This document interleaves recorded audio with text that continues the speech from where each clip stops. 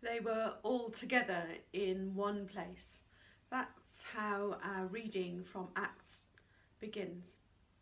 There's something about Pentecost which makes me want to gather all the people we can together in one place and really celebrate the birthday of the church.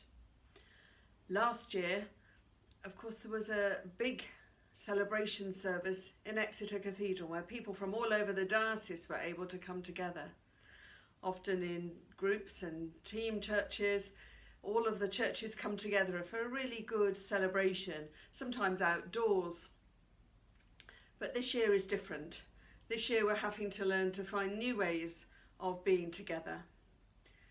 But I don't think we should be too disheartened, because we have come to celebrate the gift of the Holy Spirit that doesn't take much notice of earthly barriers and constraints.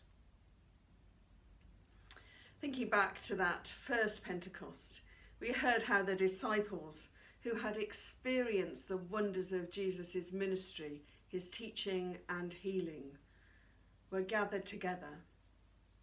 They had already gone through the roller coaster experiences of that first Easter. Jesus' arrest, trial, crucifixion, and then of course his rising from the dead and his resurrection appearances. Finally, of course, we had that celebration of Ascension 40 days after Easter Day, when Jesus returned to his Father in heaven. So there must have been such a tremendous amount of feelings and confusion going on. So they were fearful, wondering what the future might hold. Some of us might be able to relate to that feeling where many of our certainties have been swept away and we're wondering what the future might be like. What's going to happen next?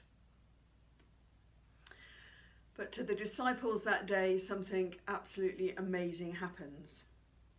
It's hard to describe such an event, and so rather than a description of the gift, we hear a description of the effects of the gift. We are told that the sound was like the blowing of a violent wind, which swept through the house, and significantly it came from heaven. Then they saw what appeared to be tongues of fire, which separated and came to rest on each of them. All of them were filled with the Holy Spirit and began to speak in other tongues as the Spirit enabled them. It's an incredible story, and yet it lasts just 4 short verses, the description of what happened. This was the same Spirit which moved over the waters of the deep as the world was created. The same Spirit which had guided the people of Israel through the wilderness to the promised land. This was a further outpouring of the Spirit, not the first time he appeared, and clearly it was not going to be the last time either. We believe that we receive a fresh outpouring of the Spirit at our baptism and also at confirmation, when the bishop puts his or now her hands on the candidate's head and calls down the Spirit to fall upon us. The same happens at ordinations and other key moments in ministry. But prayers for the Spirit are also part of our ordinary weekly lives in the normal way. In the words of the Eucharistic prayer, we ask God to send his Spirit down upon us and the elements of bread and wine. Send your Holy Spirit that this bread and this wine may be for us the body and blood of your dear Son. Praying that in some special and indefinable way that God will meet with us and that the encounter will change us, transform us and lead us on in our journey. Now, we also heard in our reading that at that first Pentecost, the sound and commotion, we're told, caused a crowd to gather in bewilderment. That's a great phrase, isn't it? Gathered in bewilderment. God-fearing Jews from every nation under heaven were gathered in Jerusalem. They would have been there to celebrate the Festival of the Weeks, which was a kind of Jewish harvest festival. They were bewildered and amazed because each one heard their own language being spoken. "Aren't all these who are speaking Galileans?" they asked. "Yet we hear them declaring the wonders of God in our own tongues." Perplexed, they asked one another, "What does this mean?" With this fresh outpouring of the Spirit, the disciples' lives were transformed. They were filled with a new confidence. They were equipped to go and spread the good news, and the church was born. The gift also drove away their fear, the fear of the unknown, the fear that can still paralyse us today, both individually and as a church. What will the future be like? We speak about being blessed by the Spirit, and one of the blessings is of peace. Peace as we face the unknown. The Holy Spirit can be hard to discern, but when the Spirit is active, good stuff happens. We need to be clear that the gift of the Spirit is of God and not in our control.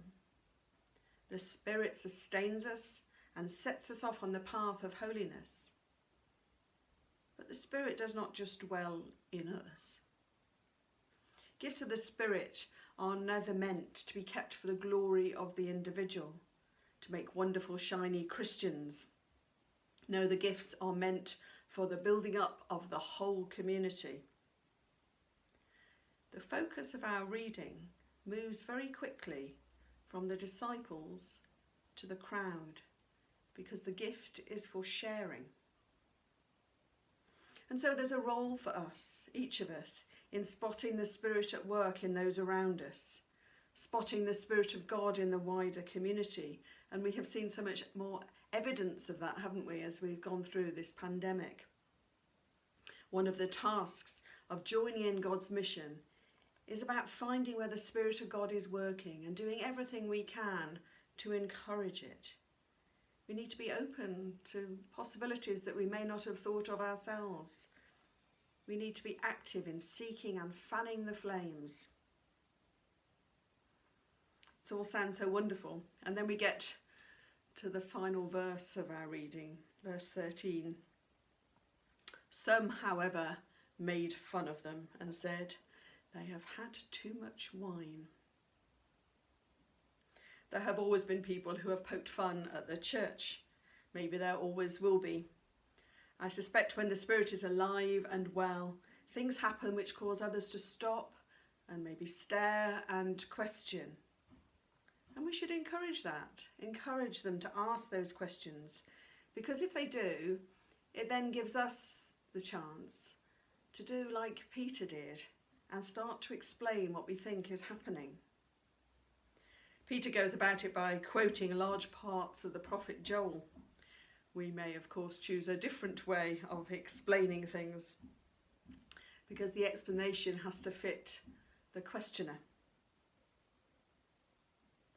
But whichever way we explain it, Pentecost was the day when the disciples moved from being afraid, from meeting behind closed doors, to going forth with increasing confidence to share the good news and make disciples of all people. They were energised and emboldened, and they were able to speak about Jesus in words of many languages. That's very significant. We need to find the language which people in our communities will understand as we speak to share that good news. We also need to demonstrate that good news in the way that we live our lives. The disciples were equipped for mission by the gift of the Holy Spirit, and so we will be too, if we're just brave enough to try. Amen. So So as we continue to think about the Spirit at work in our own lives, we sing that quieter, reflective hymn, Be Still for the Presence of the Lord.